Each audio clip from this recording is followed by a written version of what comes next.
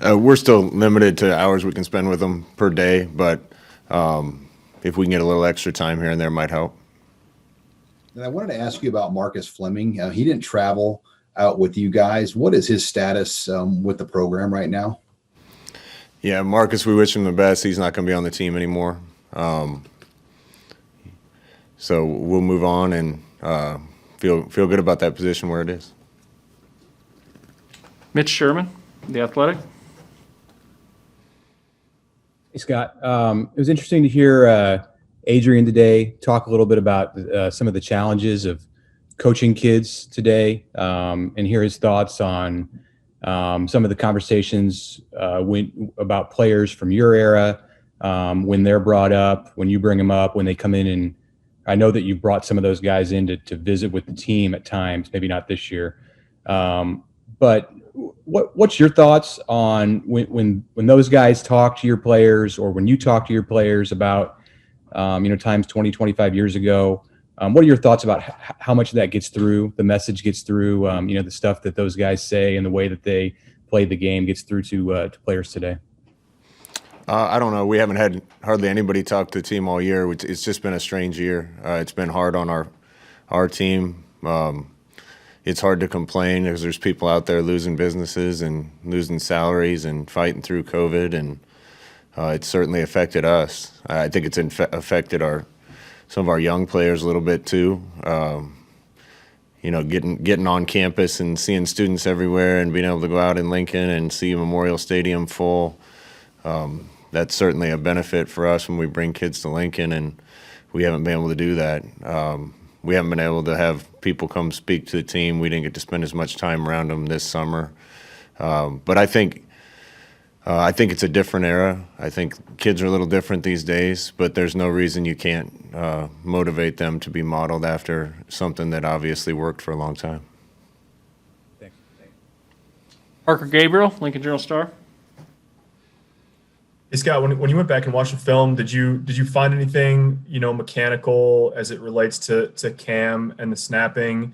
And I'm wondering, is there any, even in the short term, is there any consideration about maybe him playing a different position, or do you feel good about where he's at as a center going forward?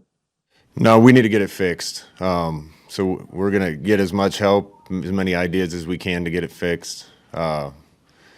He's too good a player not to have on the field. He's too good a player to even consider moving him out of that role or moving him somewhere else. But we can't continue the way we're going. We did a study this week, and we've scored on our drives where we don't have a penalty, a bad snap, or a turnover. We've scored on over 90% of those drives, and we've just had far too many. The snaps last week hurt us. 4 or 5 of those, when you're only getting 63 plays in a game, is about 10% of your offensive snaps, and it puts us behind the 8 ball, puts us in 3rd and longs.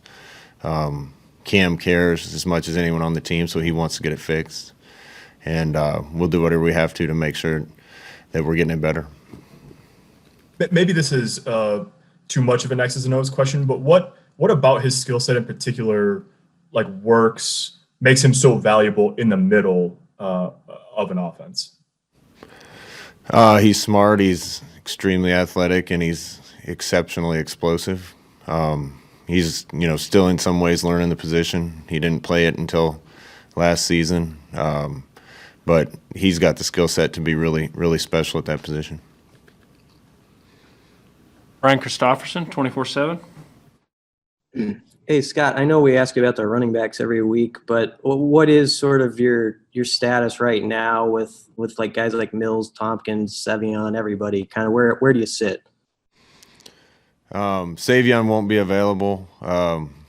We're crossing our fingers for everybody else at this point. How did you feel Ramir did when he got some work there late? I thought he did really well. We've been waiting for Ramir to kind of attack everything. I thought he took advantage of his opportunities. It was good to see him get in the end zone. That's a position where all we have really available to us with Mills down is freshmen, and I think those guys have played pretty well considering their age and level of experience, and Coach Hell's done a good job. Sam McEwen, Omaha World-Herald. Hey, with Mills, he's still on the team, right? Like he didn't opt out or anything like that. No, Mills just got nicked up, Sam. So I wanted to add to the question about just I don't know the culture piece, because Adrian was so thoughtful about it, and I think one of the things he said is you guys want to kind of have a tough love culture, but at the same time you need to be able to blend some specific principles that are tailored to this generation.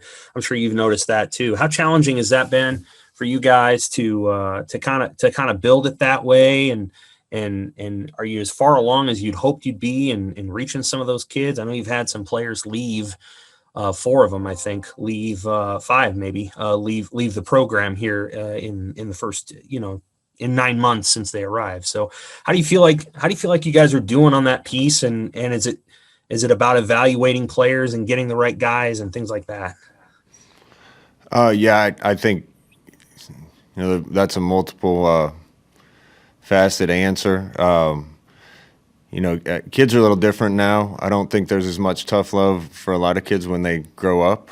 Our program is going to be about love first, and the toughness has to be built in along with that. That's how you reach players today, in my opinion. If they know you care about them, then they'll and genuinely care about them, then they'll do about anything for you.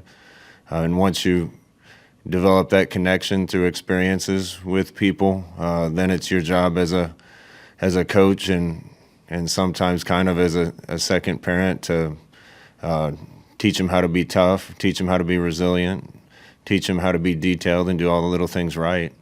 That takes a while, particularly when you're starting off with new kids. And I think our staff does a great job of that. Again, this year we're playing a lot of young kids that haven't maybe learned some of those lessons as many times as the old ones. And the culture piece, I mentioned it after the game. It's gotten better and better and better. But it's still got to come from the locker room a little bit, and we're trying to train that, and hopefully we'll get some more time around the young guys. As far as departures and things like that, first of all, we have to make sure that we're recruiting the right kids, not just the right athletes. We have to make sure that we're going to recruit the type of kid that's going to flourish in Nebraska. And I think certain kids are going to come here and assimilate and love it. Maybe there's a few others that wouldn't. I went somewhere else and it didn't fit me, so that's not unusual. This has been a tough year too, like I said. And, kids can't go to the mall right now. They can't be around other students. I compliment our players for being really disciplined. We haven't had COVID issues, so they've been doing things the right way. And one of the biggest selling points of this place is playing in front of a sea of red, and we haven't even had an opportunity to do that. So it's been a tough year, but it starts with us making sure we get the right kids. Sam, I also think in this day and age, there's a little more impatience. I was fairly highly ranked guy coming out of high school. I didn't play till my 4th year of college, and that's not unusual. Still worked out pretty well. But a lot of kids now, if it's not working immediately, get impatient, and we try to teach our guys patience as far as that, and resilience as far as that goes too. Steve Sipple, Journal-Star. Just a quick follow to that, Scott. You've mentioned Grant and Jason before? Could they have led now like they did in the 90s? There's probably a few things they did that they couldn't do nowadays, but it's just the accountability. When you have a time with a team and you built the culture you want, we call them culture keepers, where they come in as young players and they learn how it's supposed to be done, what the expectations are, how to hold other people accountable to that. Then those young players become the old players that not only hold the team to those standards, but teach the young guys how to do that as well. And when you're building that, the first thing you have to do is get the veterans right, and then the veterans can start teaching the young guys, and then the young guys learn it and start teaching, and so on and so on. And we kind of started from square one with that, and we've come a long way, but we still can button it up a little more and make sure that the leaders on our team aren't allowing anything to happen that's counterproductive to what we're trying to get done. What is one thing you really liked about Adrian's performance, and one thing that you would tell him he's got to do better next time? I thought he was efficient and he didn't turn the ball over. Thought he ran hard when he had a chance to. Made a couple throws downfield. There's still maybe a couple simple things that we could have done a little better. His eyes a couple times, but I thought returning to play, he did a good job, and Luke was really efficient on his snaps too. Again, in that game set, that's a tough team. That's the kind of game we're going to have to win to beat a good team like that. And when we have our opportunities, we just can't get the untimely holding penalty. That's the downside. The good side is we only had, I think, 4 penalties. Just came at the wrong time. And you can't fumble a punt when you're going to get great field position to try to go win. And Cam Taylor's one of our best players. He's not going to drop very many, but it's just untimely. And we certainly can't miss a guy on a protection. We're going to win. And the guy that missed that's one of our best players. So those are all fixable things that happened. That's good. Like I said, the intensity and the approach to the game was the best I felt. So we need to continue to do that and not have those mistakes that cost us. Thank you, Scott. Evan Bland, World-Herald.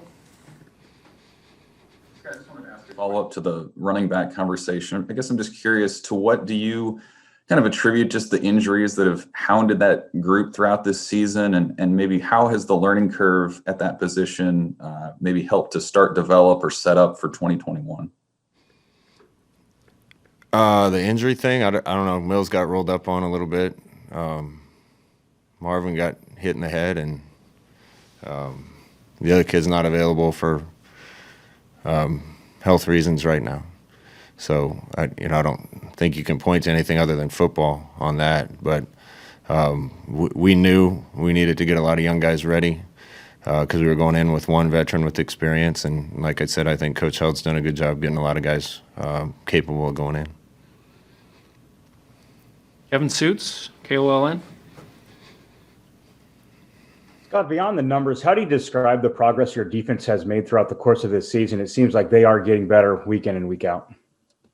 Yeah, I agree. We certainly didn't play well 2 weeks ago on that side of the ball. But every other game this year, I've been really happy with how they battled, how physical they played. Did a really good job against the run Friday. There's been a couple big plays a game that we got to get ironed out and fixed when we miss a gap or miss one little assignment. But overall, we're tackling a lot better. I think we're playing more physical at the line of scrimmage.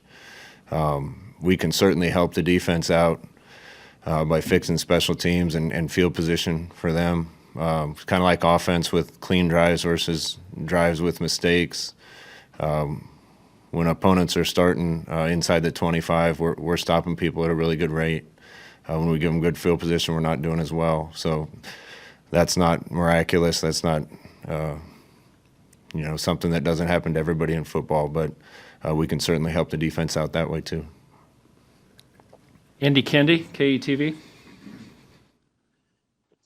It's a strange year. You guys are playing first week of December, and you still got 2, maybe 3 games left. How did you see the start of this week as compared to last week, compared to the Illinois week?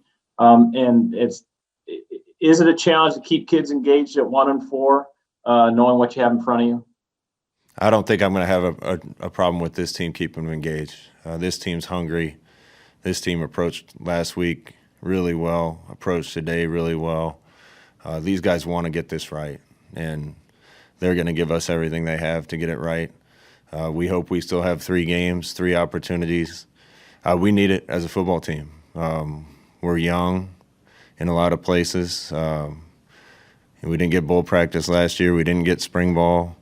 We had a lot of non-padded practices, a ton of non-padded practices, but very few real fall camp type of practices. So we need opportunities to practice. We need opportunities to play games to really get the improvement we need. And you can feel it coming. You can feel the the young talent and the veteran talent on our team, and I think the guys know that they're close, and they want more opportunities. Get to 2 or 3 more here. Sam McEwen. Hey, Scott, did you think about calling a timeout at the end of the third quarter when Iowa let the clock run out and wanted to kick that field goal with the wind? Yeah, we talked about it, Sam, and I was kind of looking up, and the wind was swirling. I couldn't really tell which way it was helping, which way it was hurting, and I asked our special teams guys, and we talked about it, but I also knew that I probably might need the timeouts in my back pocket in that game too. So we decided not to use it. As it turned out, I know that the last drive didn't work the way you hoped, but you did have a timeout left. As you think about just, how you guys strategized it, were you pleased with the fact that if you had needed that timeout, you would have had it since you had to score a touchdown? Yeah, I thought about using it on first down on the series before. Waited and used it on second. That kept one in the pocket. We had plenty of time, so we were managing that. In fact, we had, I think, 1:30 left on that last play. So we actually had time to just run our offense. Hindsight's always 20/20, so you didn't know you were going to miss protection and have that happen, but certainly could have been able to run the ball at that point too and take a little pressure off our offensive line. So I think the time management worked well, and we gave ourselves an opportunity. We just didn't capitalize. Thank you. Offerson. Hey, Scott, how do you work the blend of, recruiting up to early signing day here while also playing games in sort of this unusual circumstance? And how do you feel about where you're at right now heading to the stretch of recruiting?